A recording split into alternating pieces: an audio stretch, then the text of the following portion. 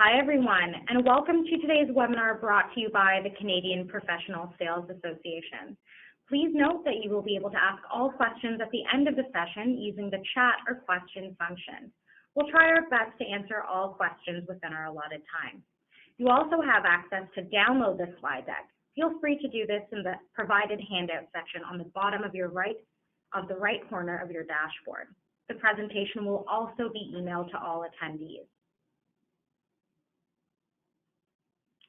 Today's webinar will give you insight on implementing the right compensation plan for your team and your business. Hosting today is David Munro, a certified compensation professional, former director for a $1 billion tech company in Canada, and certified compensation professional.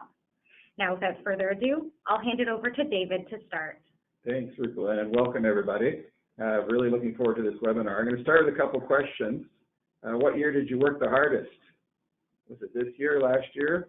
What year did you make the most money, and were they the same year? Hopefully your pay plans will drive your reps to behave differently, maybe when it's uncomfortable. Selecting the right plan is the best way to motivate your salespeople and give them the drive they need to make you successful. And then conversely, the wrong plan, well, that can confuse them and put your success at risk. So thanks for joining today. Who designs pay plans in your organization? Is it you? Might be.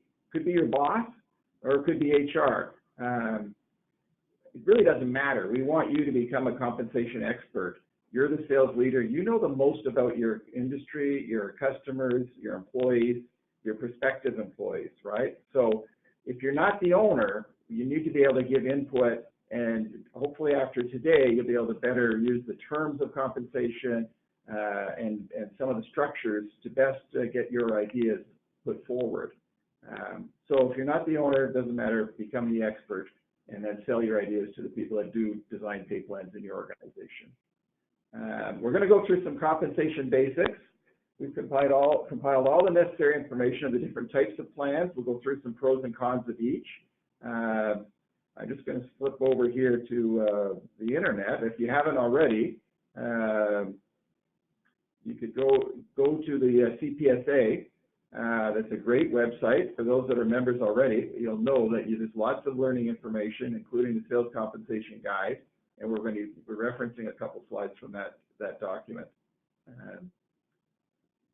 So yeah, CPSA's done a great job with this. Okay, so let's go through the first one. Straight salary. Okay, so it might sound odd. We're talking about sales and sales incentive.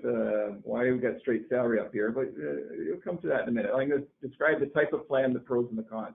So straight salary, it's just what it says. You pay someone salary. You're the leader. You have to give them what you want to do, a job description, and then give them feedback and inspect what they're doing. The pros, it's very, very simple.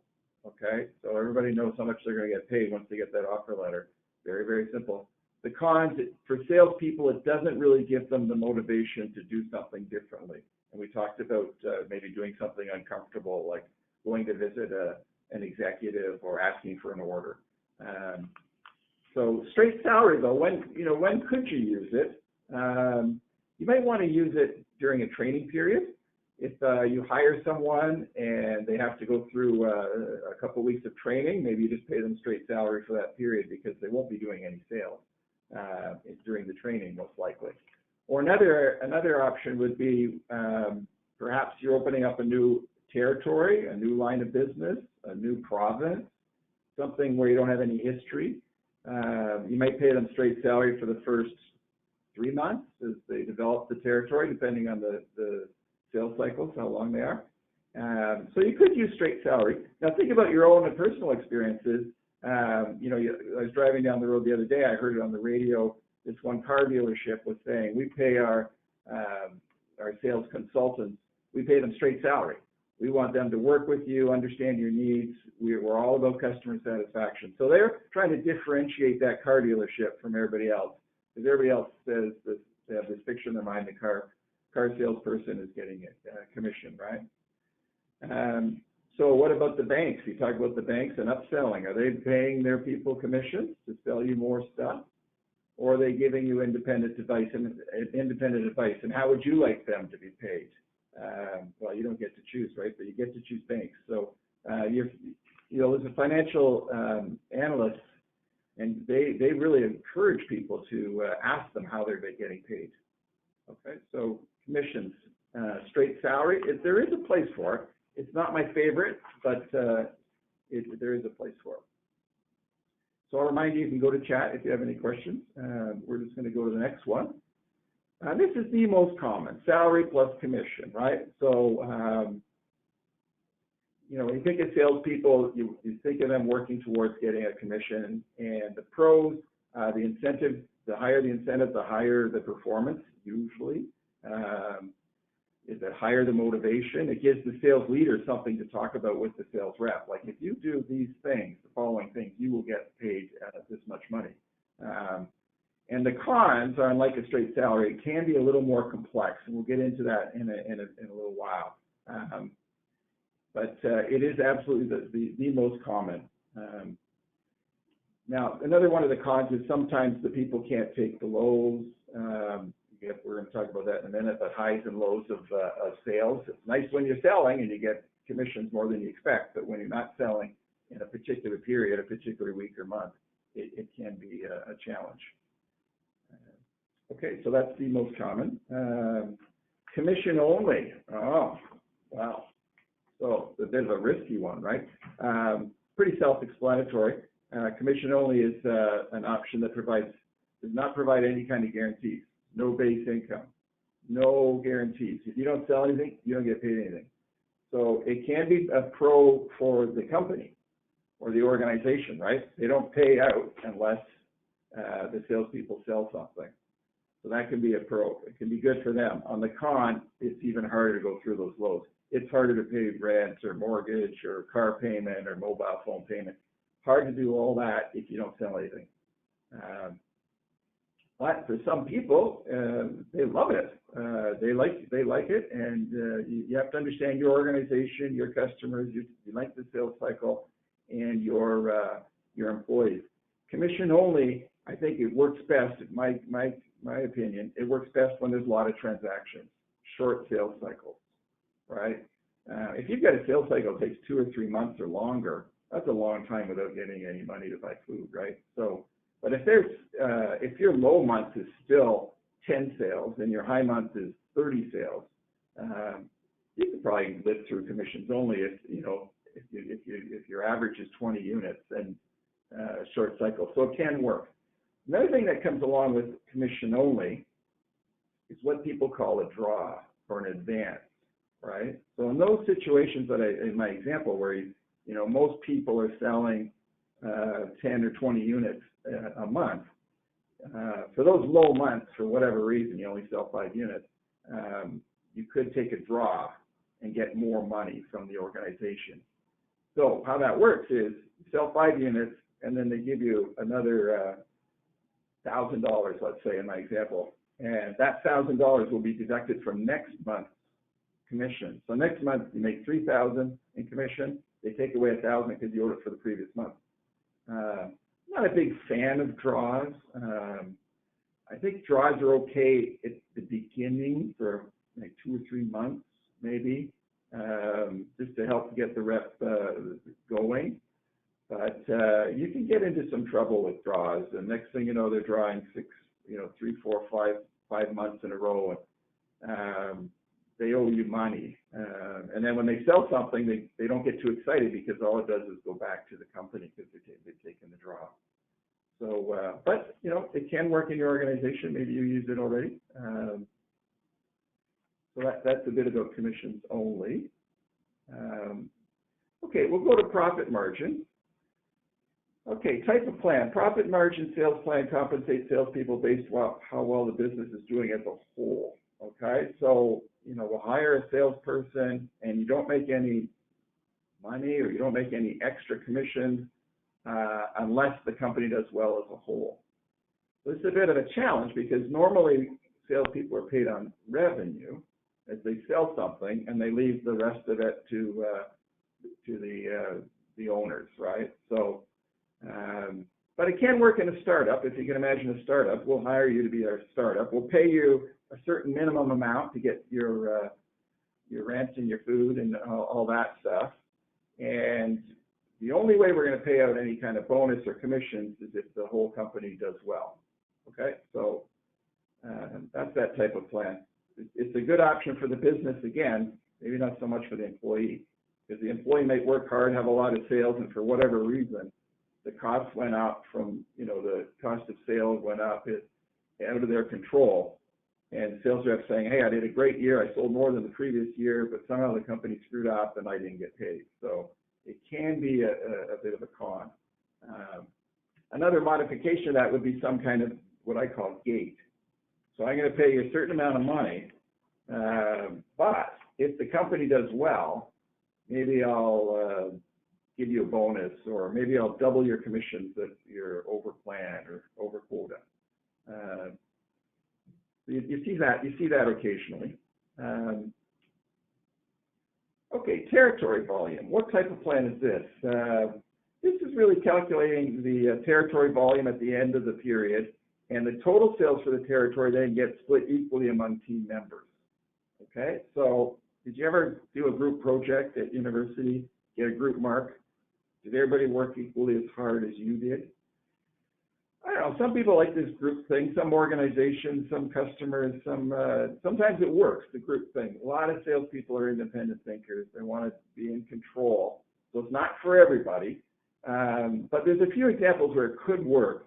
You might have a customer that has a head office in Calgary and a big office in Toronto, and you need salespeople in both cities. So maybe you just say, you know what, we're going to pay you guys as a team. That might work. Or you might have a salesperson and you might have other supporting cast. Maybe you have a product specialist. Maybe you have some kind of business expert. Maybe it's regulatory, you need a legal expert.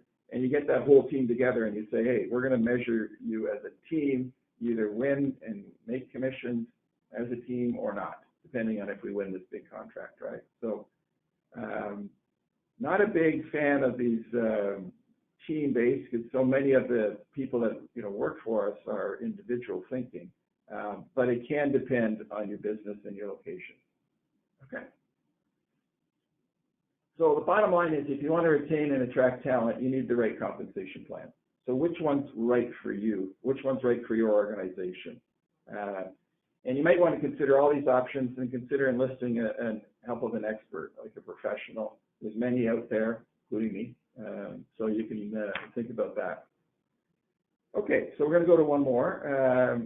Okay, total compensation at target. So let me just get out of here for a second. Let me go over to the Safari. Here's another one where the CPSA has done just a great job. So CPSA, in conjunction with Mercer, which is one of those big HR firms, they've come up with a study, maybe you've seen it already. It gives you all data from last year, which is really current, for Canada, right? So many times you can get Canadian reports for all the employees, or you can get, if you want a sales report, it's usually North American, which means US. CPSA has done a great job on making this one just for Canada, and it gives you all the information you need about salespeople, how much they're getting paid in Canada, how much you should pay your current ones to retain them, how much you should pay your prospective ones when you're trying to hire. Okay, so we're just going to go to page 50 as an example, and this says sales representative senior. So this is a position. They've got sales representative junior, they've got sales manager, they've got sales support person, they've got all kinds of different ones. And I've just looked at this slide and I've summarized it here in the PowerPoint. We'll go back to the PowerPoint. And what I want to do here is I just want to explain this chart a bit to you. For those of you who have kids or a pet, you may remember going to see the doctor and they said, yeah, your kid's at the 60th percentile for height and the 50th percentile for weight, everything's average, everything's perfect. They use this word in compensation too, percentile. So technically it means P25 is the 25th percentile. That means 25% of the people in the sample, and luckily we have a great sample from the CPSA and Mercer with lots of people in it, 25% of them make less than $60,000 base salary. 50%, the 50th percentile, which some people think is the median or the average, in the middle, 71,000, and the 75th percentile, 86,000. So you're going to want to use these base salaries and then these total compensation numbers, and you're thinking to say, how do I retain the employees I currently have? And if I were to attract someone, where would I pay?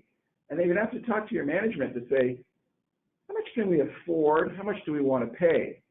So if I was interviewing a seasoned sales rep, I want to bring them to my organization, and they've got a history of overachievement. They go to the President's Club. They're great, great salespeople. I want to hire them. I could offer them something in the 50th percentile, but if they're that good, my mind might slip over and say, hey, I better offer something more like the 75th percentile because they're better than average, right? So again, this is the great thing about this new report that we've got from the CPSA, and it's all updated for 2017 data. And data is the new oil. You need to use data. You should get this report. If you're not a member, once you're a member, you can see the report, so it's worth it just for that, amongst all the other things. So when you talk, again, when you're talking to your management, if you're not the owner creating the plan, you can use this report and you can say, I think our sales reps are below the average. We need to give them an increase this year. Or I think our sales reps, the ones we're hiring, we might think about moving over towards the P75 to hire seasoned experts. And this is, again, for senior sales reps. If you're hiring junior sales reps, you can look at the report, get some data, okay? So that's what we call percentile, and that's total compensation. Base salary plus any commission equals the total. Okay, so now I'm just going to go down to the next one. These are another common terms that are used in the compensation language, and you're going to have to know what they mean, and you're going to have to make some decisions on them. So I'm going to pay mix and leverage, and I'll explain the chart. These total compensation, total, the keyword, total compensations in thousands of dollars. And then I've got three different examples, and I'm going to talk about each one. Then let's use easy math. So let's say you want to design a pay plan to pay a sales rep $100,000 if they sell their quota, okay? So if they sell their quota, they're going to get $100,000. First one is mix. What's the ratio between base salary, this one in blue, and the variable or commissions? What's the commissions at target? You want to pay 25%? You want to pay 60%? Or do you want to pay 80%? And what do you pay now? And what would you like to pay? Very, very good question for you leaders. You know that the difference is the low base is often with a high total. Now, so we're just going to stick here at under 100, but you know, what should you pay? Should you pay 25% base? You know, 25% is pretty low. It probably won't do the rent and the car payment, right? The mortgage, it won't do it. They've got to have sales, but if they have a lot of transactions like we talked about earlier, that might work, right? Also in the 25% example, your employees may want to draw, right? So then you got to get into that. Do I let them draw up to 50%? Even if they don't sell anything, maybe sell zero. So I give them the draw, and then they'll owe me for next time. Sometimes that works. They've got it working on a big deal, and it's coming in next month, hopefully. Sometimes it doesn't work. They don't win the deal or it gets delayed. So you got to think about that. Again, when you're hiring, you're going to see a lot of people that want some kind of guarantee, right? They heard you're a great organization. They heard that all the sales reps are usually overplanned, but they're leaving an organization to come to you. They may want more like 60 or 65% guaranteed base salary, right? And this high base, 80%, 80-20, is often used for a couple of things. One would be an account manager, maybe a seasoned executive that has a long sales cycle. You just basically want them to keep the customer. Don't lose that customer. Keep the customer and get them to buy a few things here and there, whether it's services or new equipment, okay? So you can see the difference in mix. 20, in my example, 25, 60, and 80. Think about your organization and think about where you would use it. Now, the other one we're going to talk about is leverage. Leverage is how much could the sales rep earn if they were to sell above their quota, right? Would you let them earn 2 times the commission? Would you let them earn 3 times the commission? Now, the beauty of 3 times the commission is, wow, there's a lot out there. I'm going to have a great year. I'm a great sales rep. Let's get out there. Let's sell it. They're going to be motivated by this big, big prize, right? Now, some organizations, they get all antsy. Can't pay more than, I don't know, the vice president of sales. Or you can't pay more than the president. Well, I don't know. If you sell a lot and you have a good year, maybe you should pay. And there's a lot of, discussions we could get into about, someone who sells a lot in the first half and how you motivate them for the second half. So you're going to have to think about leverage. Would you do 2x or would you do 3x? That's the way it's expressed, right? So again, when you're talking to your colleagues that help to design the plan and finalize the plan, including your management, think of these words, pay mix and leverage. Often on the lower base, if the big commissions, if you have 2x or 3x, you can make a lot quick. And on the higher base, there's not a whole lot of upside, but that's totally up to you. You can create the mix and leverage the way you want. Okay, so let's just see. What do you think the most common is? What do you use in your organization? If I go back to this CPSA, and I go to page 14, I hit enter, and I'm going to expand that. Hopefully this all works.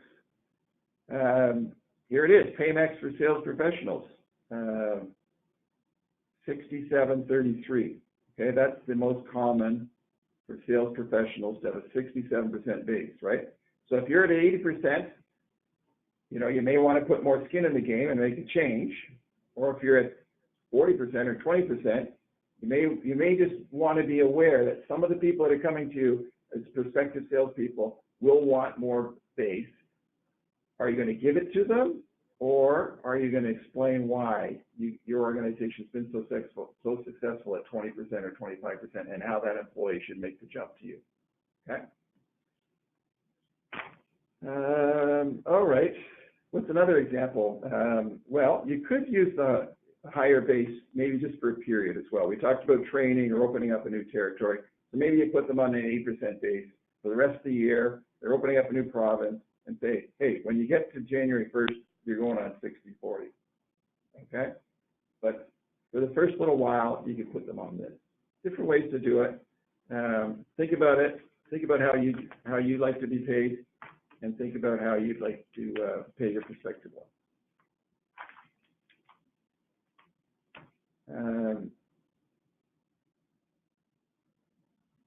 Okay, so we're going to keep going here. Let's go. Commission elements. Okay.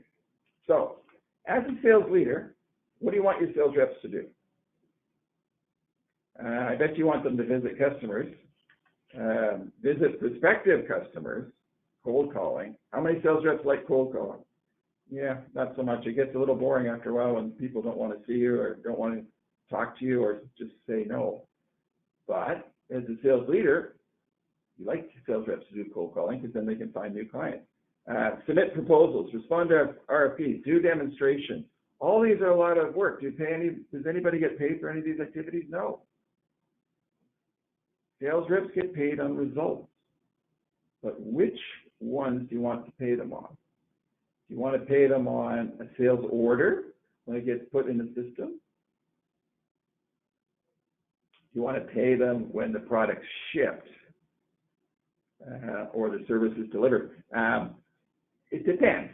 It depends on your organization, and you know the organization better than anybody. Do people put in sales orders and then cancel them later? If that's the case, you probably don't want to pay on sales order. Or do people put sales orders in the system and then they get shipped the next day and it always works? So maybe you should pay them right on order. Or do you need the sales rep to be involved in somehow the installation of equipment or delivery of service? If you want them involved, maybe you pay them at the time of order, if you pay them 100% on order, it's kind of hard to get them to go to finish off that install if they're not getting paid. So you might want to pay 50/50. But the trigger is key, and I'll give you a clue if you haven't seen the bottom of the slide here. Maximum 3 elements. All right? You start getting into more and more elements. I want to pay them on revenue. I want to pay them on profit. I want to pay them on units. I want to pay them on customer satisfaction. I want to pay them, before you know it, the sales rep says, what do you want me to do? And in fact, what you want them to do is all these activities that lead to the sale, right? So make it simple, 3 elements at the most. It's got to be measurable. You want to pay people on customer satisfaction? Yes, that's a great idea. But if you only get 2 surveys a month per rep, you can't pay them on surveys. Now, if you're in the street, if you get 100 surveys a month, and that's really important to you, pay them on customer satisfaction. It's got to be measurable, right? That's why people love revenue. They sign a contract. It says, I'm going to buy something.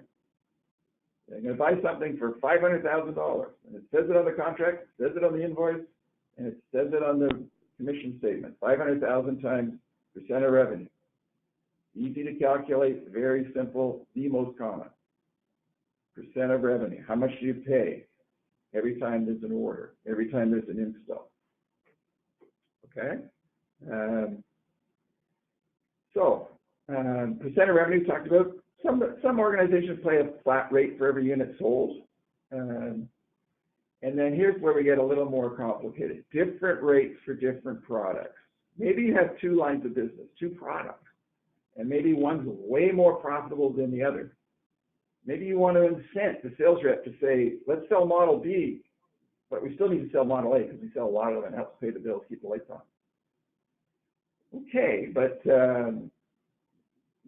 what happens when you have Model C and Model D? It can be a bit confusing for the sales rep. So you be careful. You really want to make the whole pitch you have. Every time you talk to the sales rep, you want to make the compensation has to flow from what you're saying. If you keep telling them, if you go visit customers, if you do cold calling, you do proposals, if you stay late to do an RFP, you will get orders, and then you will get commissions. If you keep with that and it's simple, they'll understand it. If they start trying to read the pay plan, and try to figure it out, say, wait a minute, if I sell 4 Model Cs instead of a Model A, I'll make more money. You might get them sitting in front of the screen all day long trying to figure stuff out as opposed to visiting customers, etc. Okay, so we keep it simple. I said that enough. I think, what's my favorite example of the most simplest pay plan? I watched that TV show, I don't know if you do, $1 Million Listing. It's a reality show. I don't know if it's real because I saw one of the guys in a movie. But it says, I'm going to sell this new property, it's $2 million, and I'm going to make $200,000. It says it right on the TV screen before he or she's even sold it. It's a very, very simple pay plan. Sales rep knows how much you're going to pay. I like it simple. Keep it simple. Okay, let's look at an example. 2 companies, ABC company, XYZ company, both senior sales reps, 2018 pay plan. They both have $1 million quota. This one is simple, 2.5% of revenue. Overachievement, an extra 1%. So as the sales leader, you say to the sales rep, hey, you make 2.5% of revenue for everything up to $1 million. After that, you make 3.5%. That's simple. Let's go sell stuff. Let's go visit customers. Book me in. Let's do a session. Let's do a whole day. Let's go call some existing customers. Let's go see some new ones in the afternoon. Okay, contrast that with the second company in my example, XYZ company. Same thing. They've got $1 million quota, but we've broken it up into product A, B, and C. 2% of revenue for product A, 5% of gross profit for product B. Wait a minute. What's gross profit? And where is it and how do they see it? I mean, if they've got a price list or a rate card or something, probably just revenue. So they may not see the gross profit that easily. But if it is easily measurable and the rep can see it, it can be motivating, but it's different. And you don't want them to spend too long figuring out what to do. You want to tell them what to do and direct them and say how they're going to make it. So this is an example of something that adds a bit more confusion. I like the ABC company. It's simple, but if you want to do something with your different products or lines of business, you're going to have to think about it and don't get too crazy.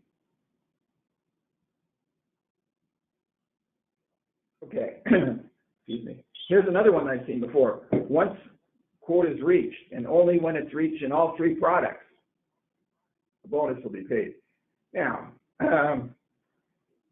it's probably great that the company wants to do this. Let's say they got 10 sales reps and they want $5 million from this line and $4 million from that line. It might work out great for the company in the way they see the market and all their analysis and research, et cetera, et cetera. But it's not likely that each territory is going to come in this way. So the company may have to take the risk and say, hey, you know what? I'm going to bombard you with product A, B, C information. You have to come every Monday to see product A, and once a month lunch and learn on product B. I got to do all that and take the risk. All I want you to do is sell $1 million. And in your territory, it might be product A mostly, and the next territory over might be more product B. So that's the decision you as a sales leader have to make. Do I have to put it in the comp plan, or can I direct the reps, because they work for me, can I direct the reps to have some sales, make sure they're selling all 3 products, make sure they have the requisite training in each one, and just make it simple, right? Because if you have if you think that you're only going to pay the overachievement if they make it in all 3 products, you're going to have some people that sell, they're going to sell $800,000 in product A and $399 in product B. They're not going to make quota. They're not going to go to President's Club, even though they're selling $1.5 million. Well, something for you to think about, right? So think about which organization are you leading, and how do you want to change the pay plan? Okay, so bottom line, you want to remain competitive when it comes to recruitment, retention, profitability, and growth. You must consider all these options. And I think it's really helpful if you can, use the words we discussed today when talking with your peers, you're talking with your management, so that when you bring ideas, if you just come to management and say, hey, I think we should pay more money, they're like, what do you think the reaction's going to be, right? They want to bring it with facts. Hey, I was doing some research. I went on to this CPSA. They've got a great Canadian data from Mercer, and they've laid it out really well. I think we need to do and fill in the following. It's going to come across much better. You're going to look more as a professional. I think we want to make sure, just to conclude, we're going to come into some questions in a minute. When's the best time to start thinking of next year's pay plan? It was probably yesterday, and when's the second best time? It's probably today. So start making some notes. What's working in your organization with your current pay plan? How do you want to change it? And how do you want to make it better for next year for your employees and your customers? And you want to implement the right compensation plan for your team and your business. Okay, so Rupala, maybe we can open it up, remind them how to ask questions. Thank you so much, David, of course. And if the Q&A session is now open, please feel free to enter any questions you might have for David today using either the chat function or the question function. I'm happy to give that a few minutes to get started, and then we can launch right in.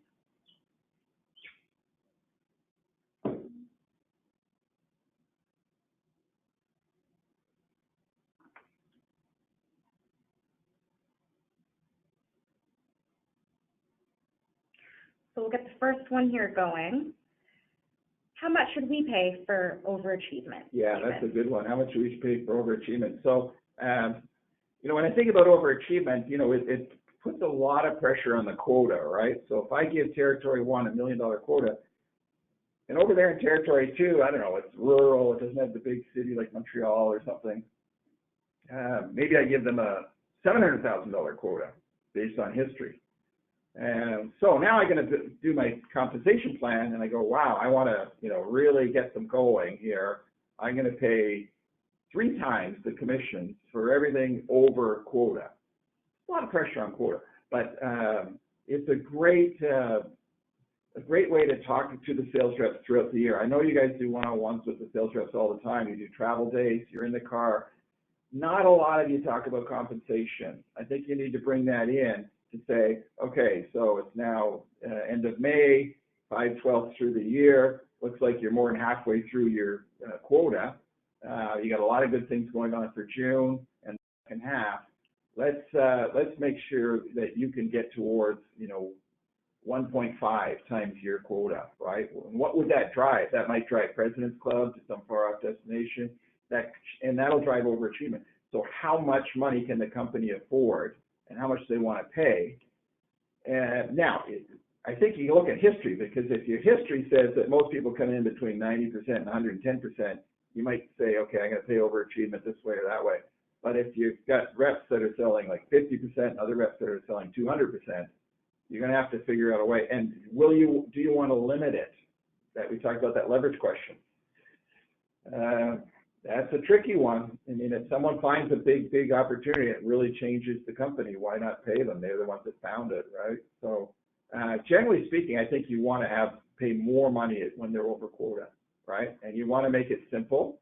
I would say, you know, if you could get 50% more commission once they're over quota than what they do before quota, that would be a pretty big incentive. Thank you, David. Next one from Jim here. David, if a company has a problem delivering product against orders that translates into back orders, how do you suggest that back orders be figured into payouts for commissions? Yeah, it's a good question. It comes into, you know, the sales reps do all the hard work. They get the contract, and then somebody else, they always screw it up, right? So either they don't have stock, or it takes too long to deliver. You know, I've got a line of credit payment due at the end of May, and these things, it's now May 28th, they haven't delivered it yet. How am I supposed to get paid on June 15th unless somebody actually delivers it? Do I have to go down there myself? Well, depending on your organization, you can't go down there yourself. Your job is just to sign orders. So again, I think it comes back to the sales leader saying, do I want the sales rep involved after the order? And if not, I need to take the chance and pay them on order and then let them go. There might be a question that says, hey, Dave, like you signed that order in April, it says it's supposed to be delivered in Halifax. I saw in the paper that they changed offices or something. Can you just help me get the right address? So you might take a question or two. But if you have a lot of trouble with back orders, and even if you normally pay on shipment and then you have a back order problem for a few months, there's a tsunami or something, and the supply's not flowing, you could change it and say, I'm going to pay on order for this period until we get the thing fixed, whatever it is in the back office fixed. So yeah, it's a good question. It's a good question for the leader, because you know what management is going to say. I don't want to pay until it's shipped. That's when I start getting, then I send an invoice and 60 days later I get paid. I don't want to pay you guys too early and I don't get my money till later.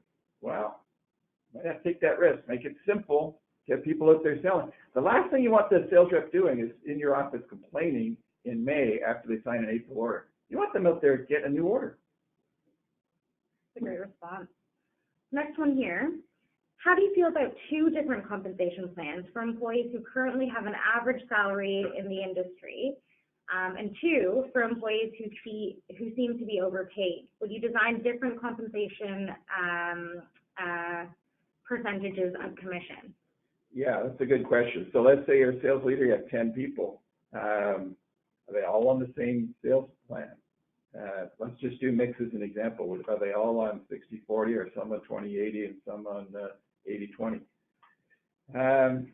I think you as a leader, you have to understand that territory and you have to make that decision. If you have a product line and the sales rep is the only one selling it and it's new, you might put them on an 80-20 mix as an example. Whereas the others have got a lot of history and they're selling in downtown Vancouver, that's where the company started, or I would just, you may treat them differently. Now, if you have two territories side by side, two sales reps, would you pay them differently? I wouldn't. Some organizations may give the sales rep a choice.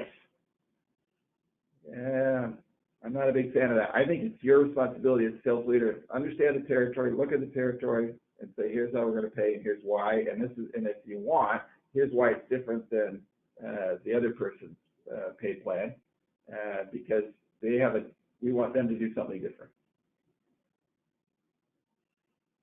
Next question here.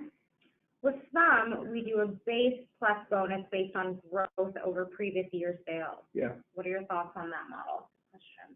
Yeah, it's that in your industry that might work out well. I think growth over previous years, what everybody wants. And what we've talked about today, a lot of it has been transaction staying on transactions, right? Because sales reps love that moment. They do all that work, and then when you see them when they come back, they're so happy. They've got a signed contract. They go and ring a bell, maybe in the bullpen, and someone cuts their tie off. Who knows what goes on in all the traditions? But some industries may be more mature, and they may have longer sales cycles, and you certainly could pay a bonus for growth over previous years.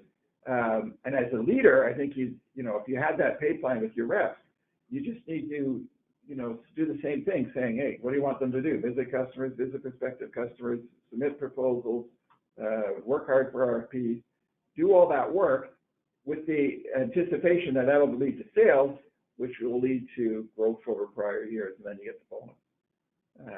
So it depends on your industry. I'm a fan of, quick transactions. People have like to have the immediate response. So if you sign an order, you should get paid next month. To me, that works out well. But in your industry, it could be different. So it's up to you to think about that one.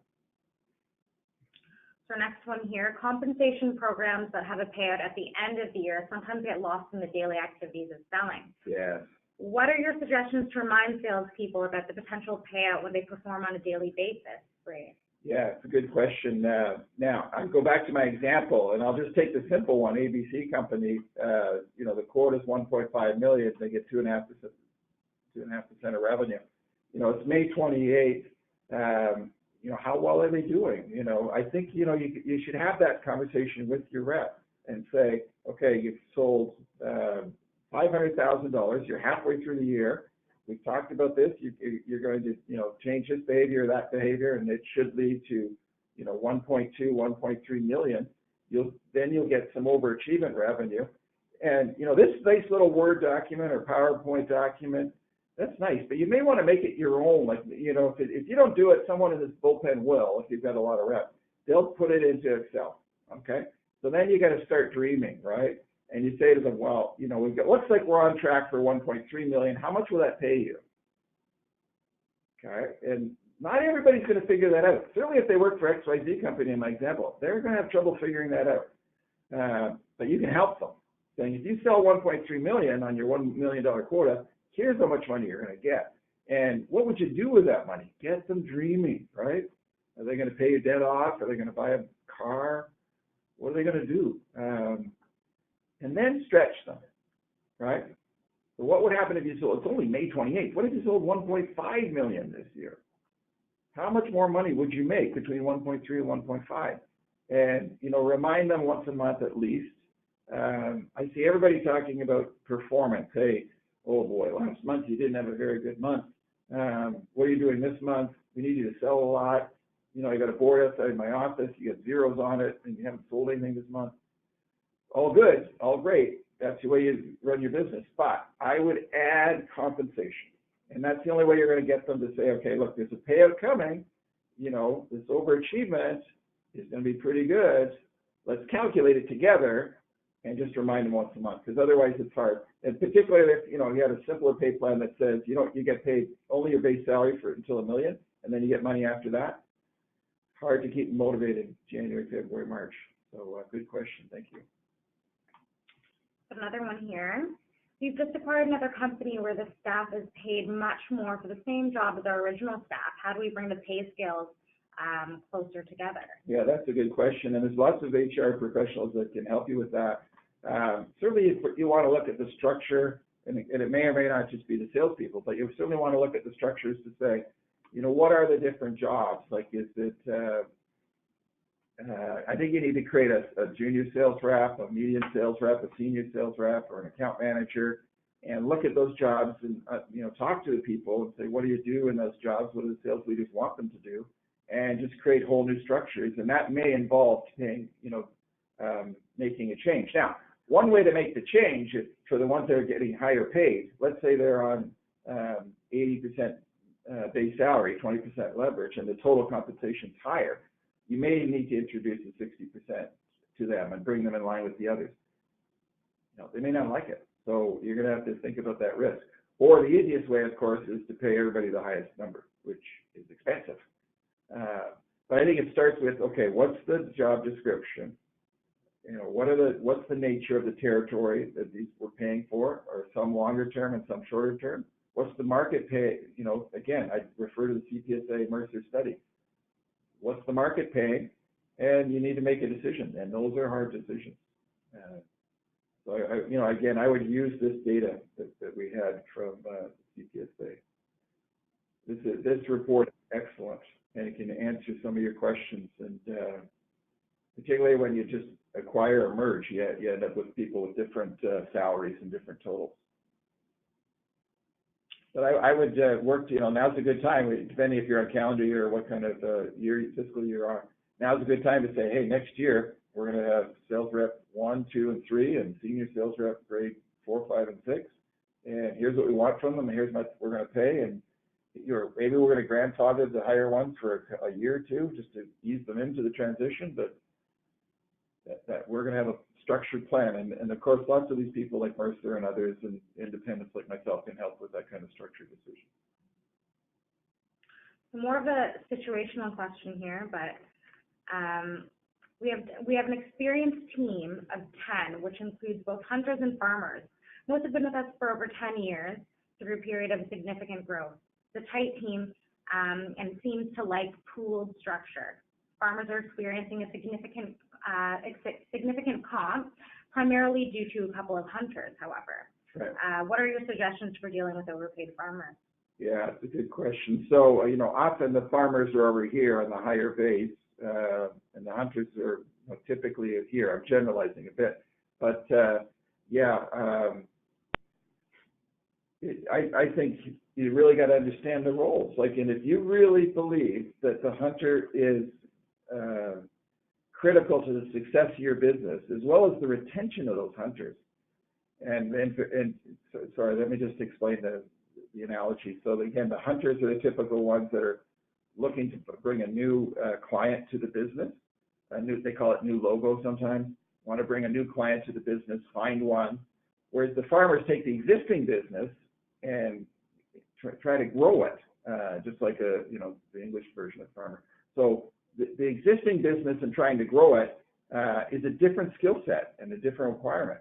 If you've got if you have a customer that's 30% of your revenue, you want a really good hunter on there, growing the business, retaining the business, refreshing the business, extending the business. You don't want to lose that customer. It's 30% of your business. On the other hand, if you've got hunters, regularly helping you grow 10, 20% because they're finding new business, you're going to have to evaluate what you think you should pay those roles. And again, use CPSA to see if you can see a difference between salesperson and account manager. I like the idea of paying hunters a lot of money because I think they're critical. This is what the CPSA is all about. Selling is key to all organizations. So I like paying the hunters. The farmers have a good role. Some people argue that farmers should be on straight salary, or maybe the support people should be on straight salary that support those farmers. Others argue about maybe we should give them a little bit of incentive. And isn't it interesting how people behave with just even a little bit of incentive, right? So, I think it's up to, again, I'm not going to answer these questions like with a factual answer, but I'm going to turn it back to you to say, here's some of the things for you to consider. We have to understand, your value of your paying as a team.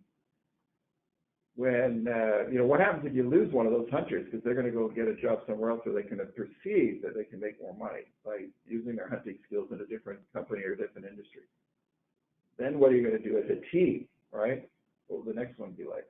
So, yeah, it's a good question, and it's something that you say to yourself, do I ride it out one more year, 2019? Do I leave it, or do I make a change for January 1st? Good question today. Question. We do have time for a couple more. Just keep going here, but please do take the time to enter any of your questions into the question function. We will try our best to address every one of them within the next few minutes that we have here.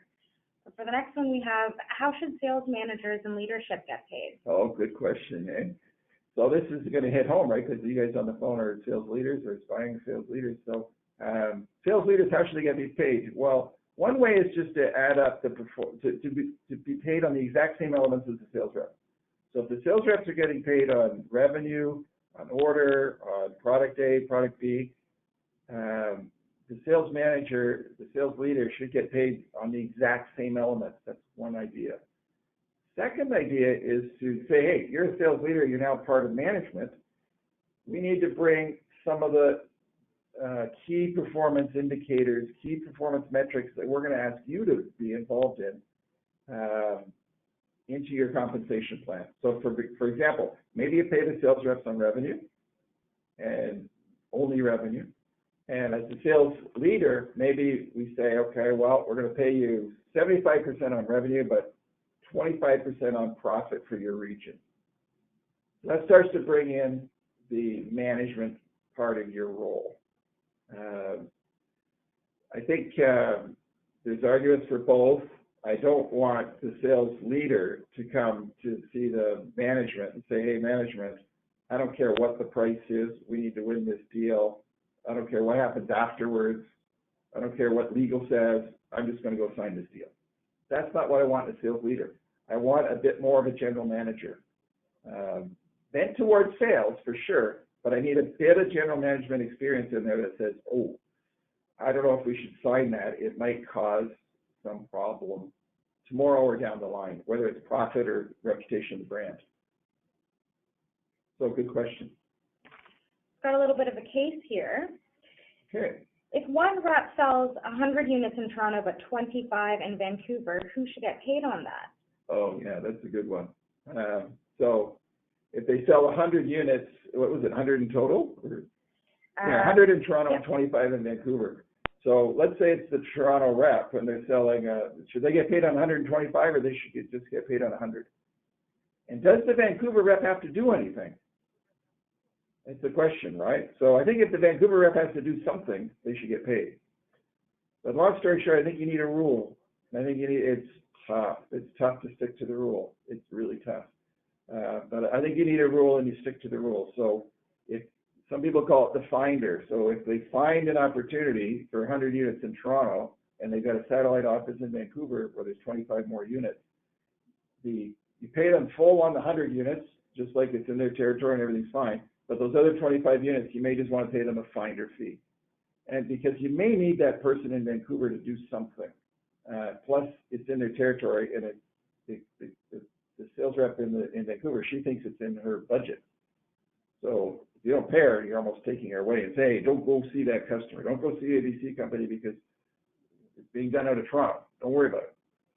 She says, well, what do you don't worry about it? I drive by them all the time on the way home from work, so I want to visit them. So it's a bit of a challenge, but I think whatever you decide works for you and your organization. I would make a rule, I'd write it down, I'd publish it. No one's going to read it at the beginning of the year, but halfway through the year when one of these sales occurs, you have to bring it back out and say, hey, here's the rule. We're going to give 25% to the finder and 75% to the local person or whatever you decide. Stick to the rule. It's hard. It's hard to stick to the rule. Great. So we've gone through all of our questions. Thank you, David. Great, thank you. So of course, on behalf of the CPSA, thanks so much, David, and thank you so much to our audience for attending today's webinar. Please note that should you have any questions, please contact us at salessuccess@cpsa.com, and David has also kindly offered his website here, which contains his email, davidgmunro.com, for any questions that you might have. For those of you who would like a video copy of this webinar, please stay tuned. This will be emailed to you shortly. And also, please feel free to download this PowerPoint in the dashboard section of your handouts page here. So thank you again to everybody who's joined us, and thank you so much, David, for being part of this today. Thank you. Good luck and good selling. Good selling. Thank you so much, everyone.